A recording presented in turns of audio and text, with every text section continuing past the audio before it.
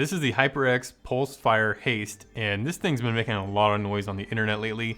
So I had to pick one up, review it, and see if it lives up to the hype. So that's what we're gonna find out right now. Let's check it out.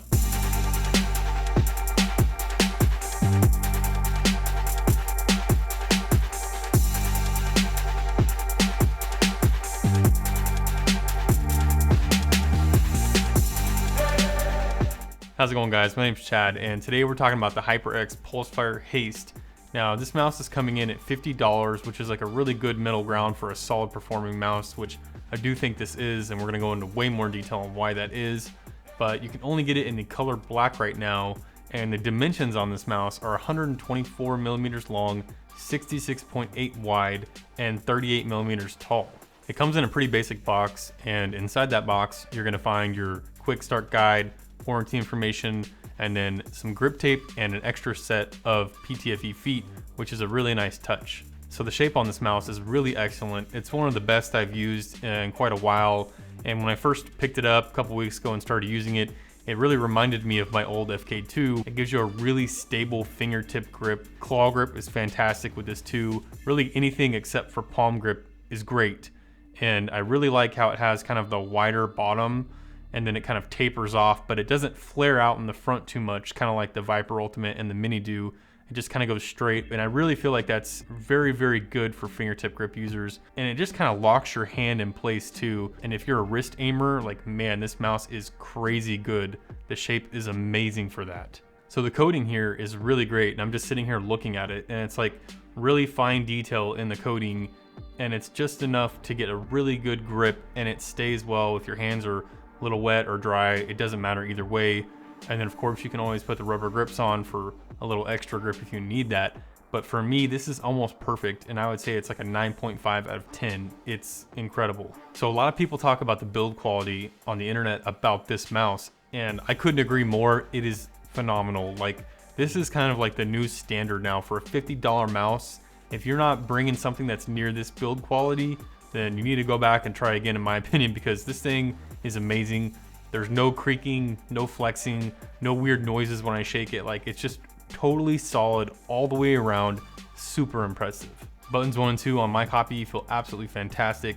There's a little bit of button wobble on both buttons, but it's very, very minimal. I don't feel that at all in any use, gaming or everyday stuff. There is a little bit of post travel, but I don't feel that either. And I think that's partially because the switches on here are so good. They're the golden micro switches. I really love them. They're actually really, really good. The side buttons here are great also. They feel really clicky, really responsive. They have a little bit of post travel, and I really like where the side buttons are placed and like the size of them. They stay out of the way nicely, but they're really easy to access during a game, or, you know, if you're just browsing the web. They're always right there, really easy to get to. The scroll wheel is also excellent. It's really light, but you can feel the steps. It's easy to press, and it also has RGB, and this is the only part of the mouse that has the RGB on it. But overall, really great scroll wheel. All of the buttons in general are fantastic. I can't fault any of them. They're pretty much perfect.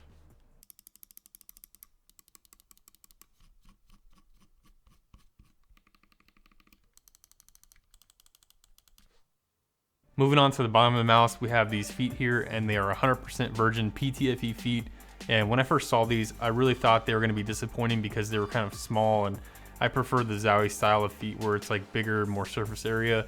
But after using these, I think these are just as good as anything I've ever used. Like, again, like, are you seeing the pattern here? They're pretty much perfect. I can't really complain about anything on this freaking mouse. It's pissing me off. I just want to find something wrong with it, man. I sound like a shill. The sensor, it's a 3335 sensor. Nothing wrong with it. You know, it's not a top of the line sensor by any means. It's not as good as a 3389 or a 3360, but, you know, I haven't had any issues with liftoff distance, no issues with tracking. Just, again, flawless.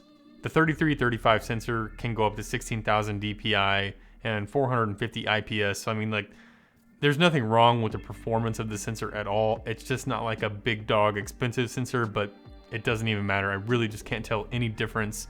And if you want to change your DPI on this mouse, you just press the DPI button on top, and it'll cycle through the DPI settings, and it will also change colors so you know what DPI you're landing on. And I really don't think most people are even going to need to install this software to set this mouse up. It's pretty much plug and play.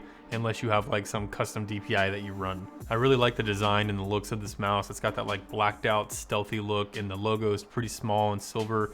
It's not too tacky or gamery. It's totally fine. And I like having the RGB on the scroll only personally, because you can't see the RGB anywhere else when you use the mouse. And all that's doing is adding weight by having lights all over your mouse, when you could have just gone this route and got the weight down. So overall, I really like the design and how it looks. As far as gameplay and feel go, like, it was absolutely fantastic. This mouse, like the feet are so smooth, it glides really, really well. Tracking is super easy, like micro adjustments are cake. Flick shots are easy and accurate because it's so light. The cable is like fantastic, doesn't get in the way at all.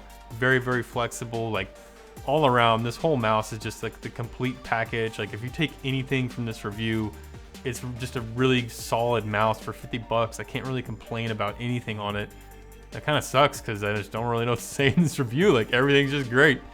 So yeah, I mean, that's pretty much gonna wrap it up for me. If you guys like the video, throw me a like, and I'll see you guys in the next one. Peace.